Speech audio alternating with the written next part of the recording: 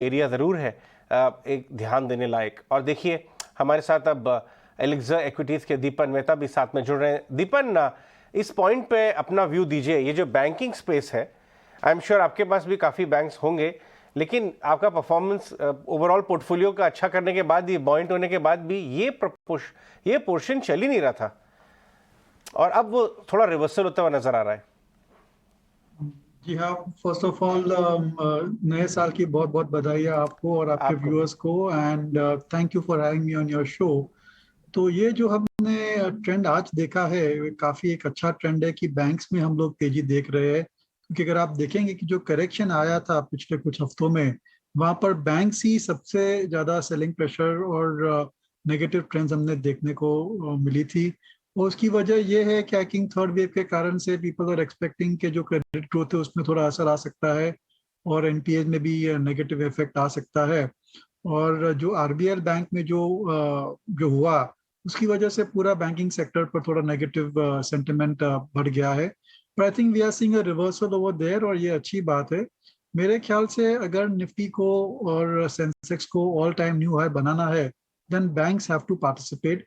उनका जो वेटेज है, it's about 30% in the Nifty and the Sensex, and unless they start doing well, we cannot expect realistic and solid rally in the overall market. So I think अगर ये जो trend है जो आज देख रहे हैं, अगर people are able to build on this trend and bank shares अभी भी और कुछ ट्रेडिंग सेशंस अच्छा प्रदर्शन देते हैं, then I would say the worst is over for the market. So ये जो हमने करेक्शन देखा था, that should be over and done with, and maybe you would look at the indices and the markets posting fresh highs.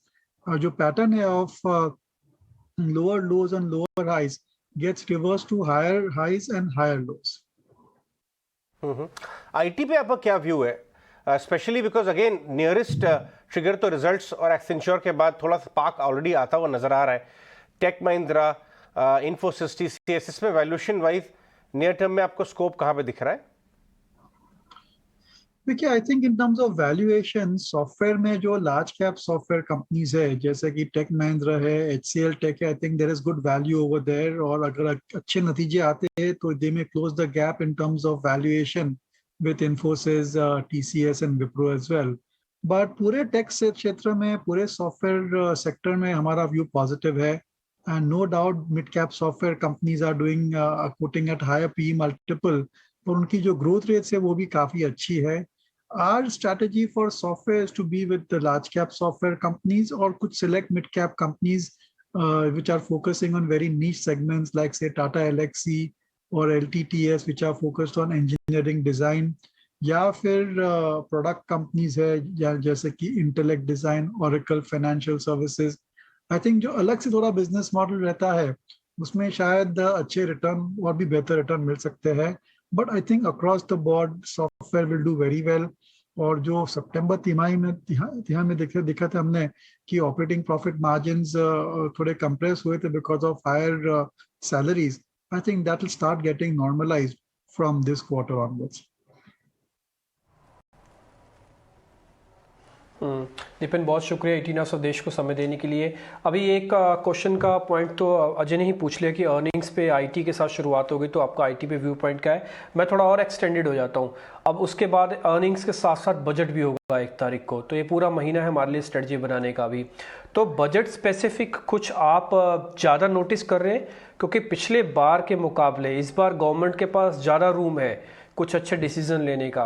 Fiscal deficit ठीक है, थोड़ी बहुत economy recovery उनके पास है, अच्छे डाटा उनके पास है। जी हाँ, आई थिंक बजट एक ट्रिगर जरूर बन सकता है, और गवर्नमेंट के फाइनेंसेस में भी इन स्लाइटली बेटर शेप। और अगर कुछ टैक्स रिलीफ आ जाता है तो ये तो एक बहुत ही बढ़िया बात हो जाएगी, and it will certainly improve the sentiment for the investors. शायद कुछ पर्सनल टैक्सेशन में थोड़ा रिलैक्सेशन कर दे, या कुछ 2-3 स्लैब मर्ज कर देते हैं, इवन टोकन भी कुछ करती है ना गवर्नमेंट, तो भी एक फील गुड इफेक्ट आ जाता है जिसकी वजह से मार्केट में और एक उछाल आ सकता है। बट ऑन द होल एक बजट है वो खास थ्रेट नहीं दिख रहा है। एट द सेम टाइम जो अर्निंग सीजन आने वाली है दिसंबर की, वो भी एक बहुत ही इम्पोर्टेंट अर्निंग सीजन है, not just for software but जो अन्य कंपनीज है which have been impacted by higher inflation. We would like to see कि ये जो इन्फ्लेशनरी प्रेशर्स थे इनपुट कॉस्ट में, उनमें कुछ सुधार देख रहे हैं. Are we seeing cooling off commodity prices, and have the price increases taken by the companies enough, or do they need to do more? So ये जो सबसे बड़ी समस्या थी सितंबर क्वार्टर के रिजल्ट्स में, that was the increase in the input cost, जिसकी वजह से ऑपरेटिंग प्रॉफिट मार्जिन्स में काफी भारी असर पड़ा था. तो क्या ये रिवर्स हो रहा है? That will be the really the key trend that we are looking out for in December quarter. And अगर उस ट्रेंड पर कुछ सुधार देखते हैं, then I think the sentiment and overall market, P multiples, earnings forecast, ये सभी improve हो जाएंगे, and perhaps we can expect the market to scale to newer highs.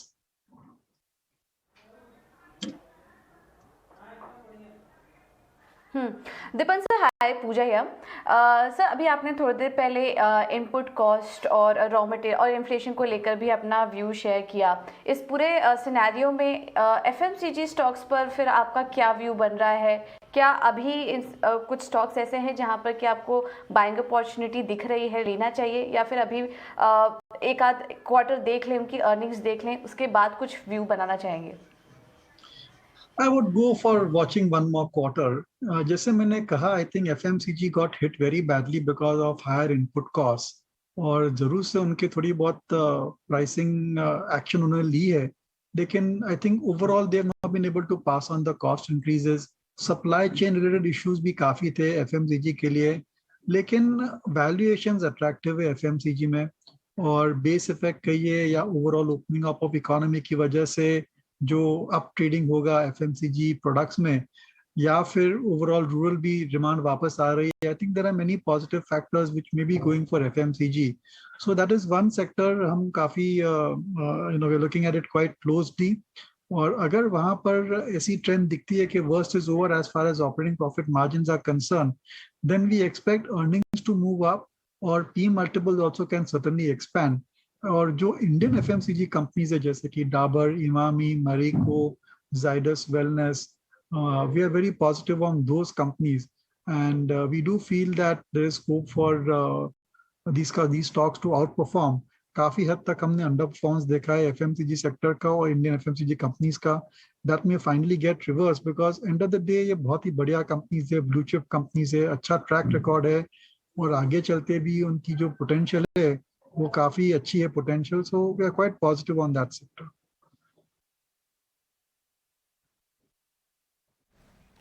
Right. Deepen, ये जो करेक्टिव फेज हमने देखा मार्केट में कुछ महीनों से चल रहा था, इससे काफी हेल्दी भी कर दिया. लार्ज कैप स्टॉक्स 15-20% गिर गए थे बहुत सारे. Quality mid caps despite of good guidance और अर्निंग्स सामने दिख रही हैं. सॉलिड कमेंट्री, कॉल की कमेंट्री के बावजूद 30-40% गिर गए थे.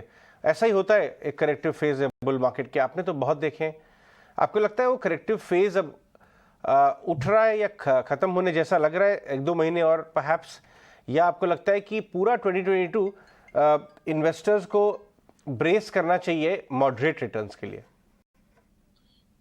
देखिए, अगर आप एक्सपेक्टेशन मॉडरेट रिटर्न्स के करेंगे तो psychologically you will be able to trade the market better. और ये हमेशा हम इन्वेस्टर को कहते हैं कि जो आपकी एक्सपेक्टेशन है हमेशा keep it in the range of 12-13% और सो. डोंट एक्सपेक्ट के आपको बहुत ही बढ़िया रिटर्न मिल जाएंगे and stock markets will keep on delivering the same kind of returns.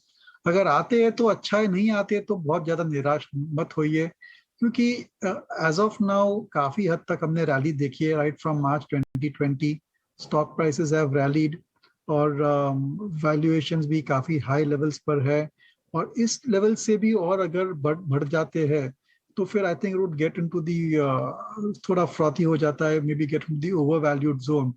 सो अगर आप 2022 को थोड़ा कॉशियस तरीके से अप्रोच करेंगे, then that will be a more sensible strategy.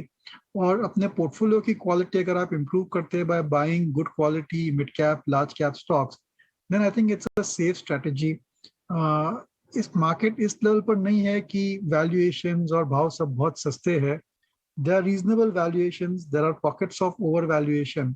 So it's not that every stock you buy is going to do well, as we saw in 2020 from March onwards, or 2021 up to October, November. So I would say थोड़ा cautious हो जाना चाहिए. Leverage positions कम कर देनी चाहिए, और बाजार में जो मोमेंटम है रहता है कुछ कुछ स्टॉक्स में, वो मोमेंटम मत चेस कीजिए। बात तो आपने बिल्कुल सही कही कि 2-3 साल के अच्छे रिटर्न्स के बाद मॉडरेट एक्सपेक्टेशन रखेंगे तो अपसाइड कुछ भी होगा तो बोनस रिटर्न है, और अगर एक्सपेक्टेशन एलिवेटेड होंगे तो आप साइकोलॉजिकली इम्पैक्टेड हो जाएंगे। दीपन, आप कौन से एरियाज, नए एरियाज को रिसर्च कर रहे हैं? कुछ ऐसे एरियाज जो आपके पोर्टफोलियो का पार्ट नहीं थे शायद अभी तक, या कम पार्ट थे, एलोकेशन स्मॉल थे, बट अब आपको लग रहा है कि there is a case to increase allocations, perhaps capital goods, या कोई न्यू एनर्जी से रिलेटेड स्टॉक्स, या कुछ और जो आपकी रिसर्च टेबल पे इस समय प्रायोरिटी पे है? ऐसी कोई खास सेक्टर दिखती नहीं है at this point of time, but certainly I think we are looking and actually we are trying to understand these new digital businesses better. क्योंकि अगर आप कहेंगे कि 2021 की जो सबसे बढ़िया हाईलाइट है, that is the listing of these new age businesses, Nykaa, Zomato, Paytm, Policybazaar, Cartrade. तो ये जो प्लेटफॉर्म कंपनीज है which were loss making, where the valuation methodology is very different from traditional companies, तो ये जो कंपनियां है we are trying to study them better, we are trying to understand their business model better, कैसे उनको value करना चाहिए, उनकी पोटेंशियल क्या है। सो आई थिंक ये जो जर्नी है it has just started for the stock market as a whole and also for us. So that is one sector where will be looking at very closely, और नए listing आते रहेंगे इस segment में, and we need to get ourselves more I would say educated and adapted to this new businesses which are coming up, और इनमें काफी अच्छे पोटेंशियल वाले बिजनेसेस भी है। There will be companies which will be multi-baggers, although they have run up on listing also, they could still be multi-baggers from these levels as well, क्योंकि उनका जो business potential है, जो growth rates है, they may be better than what street is expecting, and उनका business model भी जो है ना, वो they are modifying, changes कर रहे हैं, new products, new services are being added, they are acquiring new companies, they are being acquired by larger companies। तो ये जो एक काफी exciting नया सेगमेंट जुड़ गया है इस मार्केट से, और मेरे ख्याल से 2022 में काफी हद तक हमारा समय और एफर्ट जाएगी to understand these companies, monitor them and track them, so that's where the focus is.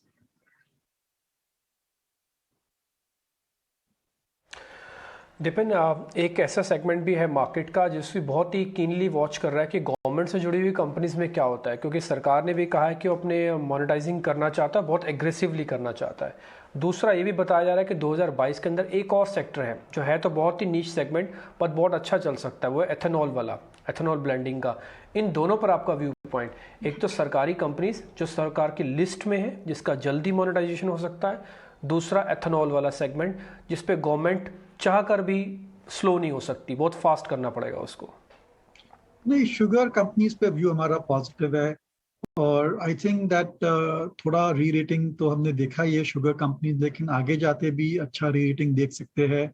ये एथनॉल की वजह से जो शुगर कंपनीज के जो अर्निंग्स है उसमें काफी हद तक स्टेबिलिटी आ सकती है, और अगर स्टेबिलिटी और प्रिडिक्टेबल कैश फ्लोज दिखते हैं then investors will certainly give a higher PE multiple. On the whole, जो listed sugar companies है उनके balance sheet काफी अच्छे हैं, their return ratios also are very good. Track record में yes, definitely there's volatility in earnings, but I would say कि धीरे-धीरे ये change आ रहा है. So we are very positive on ethanol companies, the likes of say Balrampur, Dhampur Sugar. I think they're looking very interesting at this point of time. और एक company जो याद आती है which will really benefit from ethanol is Praj Industries. And certainly at corrections, we and our clients are looking at investing in Praj Industries, जो कि plant बनाती है for ethanol manufacture. So that is one company to keep track of. Coming to your question on PSUs, PSU में क्या है कि it's all event based. अगर एक अच्छा divestment हो जाता है BPCL का तो पूरे PSU पर एक जैसे कि आप पूरा trigger बन जाएगा, और they can go up by 30, 40, 50% also. क्योंकि valuation wise they are very attractive. I think the cheapest sector or segment in the market are the PSUs, whether it is PSU banks, engineering companies, defense undertaking कहिए, या फिर real estate companies like NBCC, they're all going at very attractive valuation. There is no doubt about that. But your trigger hai, there is no real trigger coming in as yet. And if a trigger was to come in over there by way of a privatization, so uski wajah se I think you will see very good valuations and very good up move in these companies. So, but if there is nothing happening on that front, then there'll be disappointment. So I would just say that you can allocate thoda bahut allocation aap kar sakte hain PSUs par, but let's just wait for the events to take place.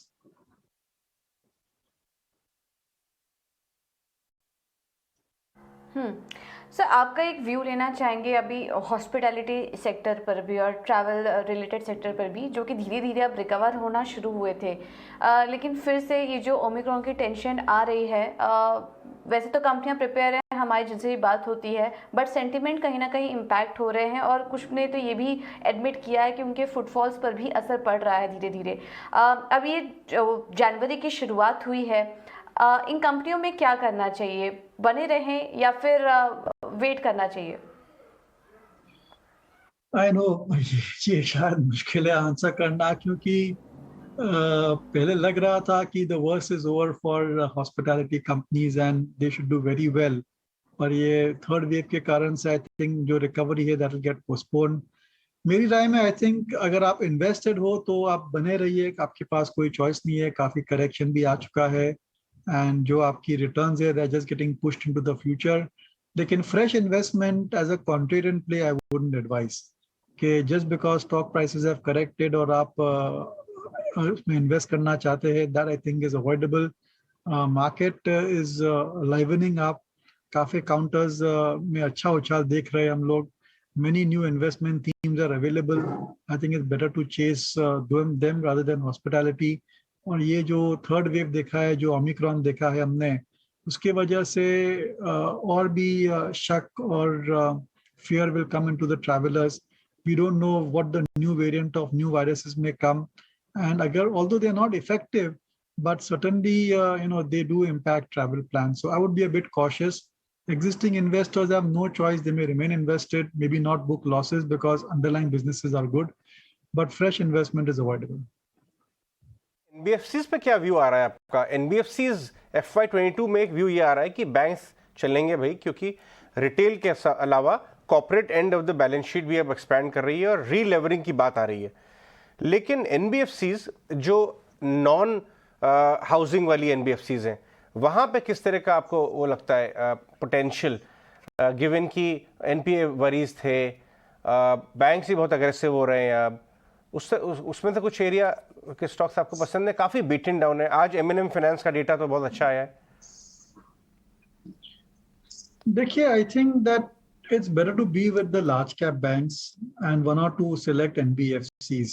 And although NBFCs are attractively valued, लेकिन somehow ये shares में उछाल नहीं देख रहे, they're not able to give the returns. I don't know the real reason behind it. But I feel that जो large corporate banks है, HDFC, ICICI Bank, Kotak Mahindra Bank, I think you're better off being in those banks.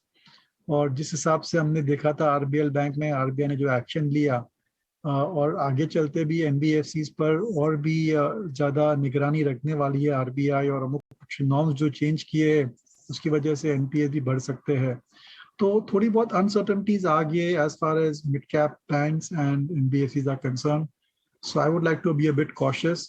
और banks में I think go for the bluest of blue chip, SBI है, HDFC bank है, ICICI। I think इन कंपनियों में अगर आप निवेश करेंगे तो over a long period of time अगर आप देखेंगे 3, 4, 5 साल में, they have still done much better than the mid cap और द स्मॉल कैप बैंक्स और NBFCs. So I think I would like to stick with the large cap banks and not dabble too much in the small mid cap banks and NBFCs.